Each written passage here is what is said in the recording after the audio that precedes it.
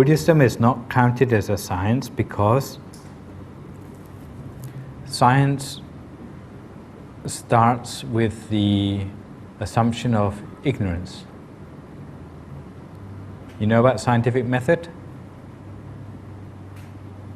If you do an experiment, you must set a hypothesis first.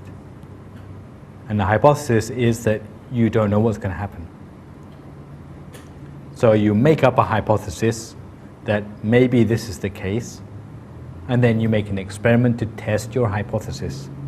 And if it proves that your hypothesis is right, to 95% probability, then you can accept that hypothesis as a theory.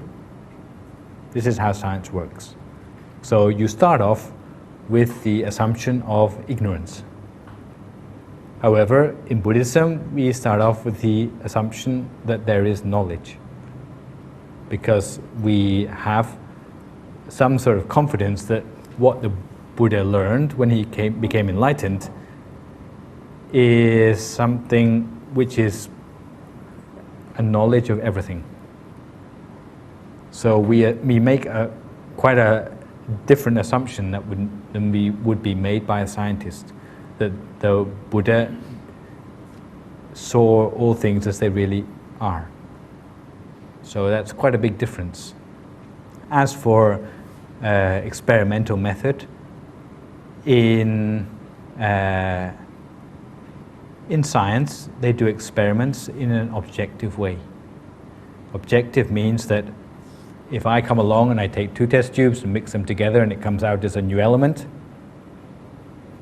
then if anyone else comes along and does the same thing, then the same thing will happen. But in Buddhism, we talk about things not only which are objective, but also things which are subjective. Subjective things mean that you have to do the experiment on yourself.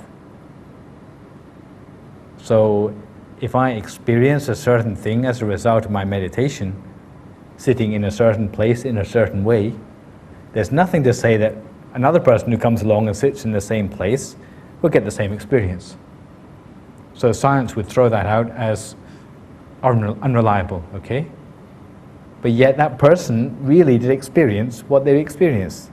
It wasn't their imagination. So some things which we would say is proof in Buddhism, science would not accept. Why? Because the observer changes as a result of the experiment. See what I mean? You do the experiment on yourself and you observe the results yourself. But if you change as an observer, then that's no longer objective anymore. But yet there is some proof that meditation has effects. For example, if you take 100 people and they meditate and they become less angry as a result, if the number of people who become less angry is more than 95%, then that's scientific proof. So some things you can compare, but meditation does go beyond scientific method. One last question, because from where I come from, there are a lot of the so-called black magic masters. So where do you come from? Indonesia. Indonesia? Yeah. So sometimes in the news, these black magic master who have supposed to have this higher knowledge, they tell the people, especially in the villages, to do certain things, and turn out it's illegal.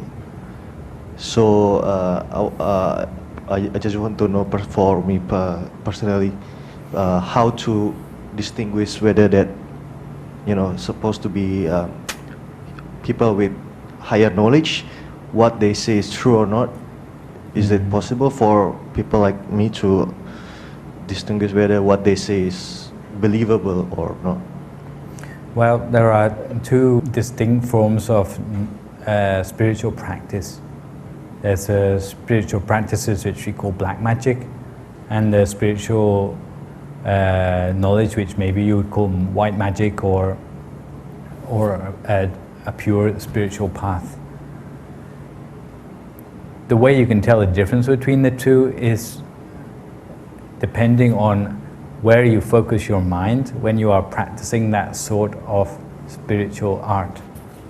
With Buddhism and sort of the white spiritual techniques, the mind needs to be always focused within the body when you are practicing it. As for black art or black magic, the mind is focused outside the body when you are practicing it. May not sound like a big difference, but there is quite a big difference in the effect. For as long as you focus your mind inside, you have control of your own consciousness, you have control of your own mind. But if you focus outside your body, then you lose control of your own awareness. You are under the influence of whatever takes control of your mind when it's outside. So this is why black magic leaves the way open to things like possession, being possessed by other spirits, being manipulated by a spiritual master, and so on. Both can give rise to visions. Some can give rise to knowledge, but the sort of knowledge which you get from black magic may be tainted with what we call defilements, the greed or the wish to aggrandize themselves of this black magic master. You may be serving that by what you are attaining in your spiritual practice. So sometimes by practicing the black arts, you become more and more dependent on these spiritual so-called masters. You cannot ever become free of them. But in Buddhism, the more you practice, the more independent you can become. The more you can become your own teacher. So there's a lot to explain in terms of the exact differences between black magic and white magic. But in a nutshell, if you are ever being convinced by someone to let go of your own awareness, to let something else come in its place, then this is black magic and it's incompatible with Buddhist practice. But if the more you practice, the more able you become to control your own awareness and your own consciousness, then this is something which is going to aid your spiritual practice. So as for the advice of people who you don't know whether it's reliable or not, then you have to ask yourself exactly what they are persuading you to do. Are they persuading you to do something which is going to make you more self-sufficient, more knowledgeable, more pure? Or are they persuading you to do something which is going to make you more dependent on that person and less able to make your own decisions in the future? So I think that's what it boils down to. Yeah, I think one last question. Yesterday mentioned about the normal belief in the God, but sometimes more in Buddhism of which part of Ireland they don't allow to believe in God. So I would like to know what type of God do you have and believe in Buddhism? You said I believe God, otherwise Christian will. I can't understand that style. Well, like here's our God, okay? Buddhism doesn't say that gods don't exist. Okay, here's one.